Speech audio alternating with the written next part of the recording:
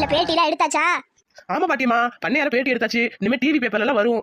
அது சரி, நீ சீக்கிரம் ஊர் போய் சேரு. மணி 7 போது. பொழுது போனதுக்கு அப்புறம் இந்த ஊர்ல இருக்க கூடாதுன்னு உனக்கு தெரியாதா?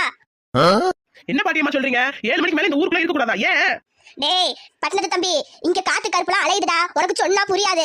7 மணிக்கு மேல பஸ் கூட வராது. எவனும் பஸ் ஓட்டுறதுக்கு கூட தைரியம் இல்லாம இருக்கானுங்க. அதனால சீக்கிரம் கிளம்பு, ஊரை விட்டு.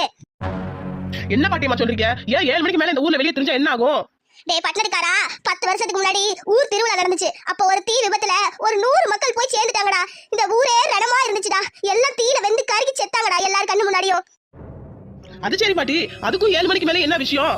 டேய் அவங்க செத்ததுக்கு அப்புறம் அன்னையில இருந்து இந்த ஊருக்குள்ள ஏதோ மர்மம் இருக்குன்னு சொல்லிட்டு அலையறாங்கடா. அதனால எவனும் 7 மணிக்கு மேல வீட்டை விட்டு வெளியே வர மாட்டான். ஏதாவது அவசரம்னா பண்ணையார் கார்ல ஏத்திட்டு போவாங்க. அதுவும் ரொம்ப ஊரை சுத்தி போவாங்க, ஊருக்குள்ள போக மாட்டாங்க. அதனாலதான் சொல்றேன், சீக்கிரமா ஊரை விட்டு கிளம்பு. பாட்டியம்மா, இதெல்லாம் இந்த ஊர்ல நம்புறீங்க? டேய் கிராமத்துல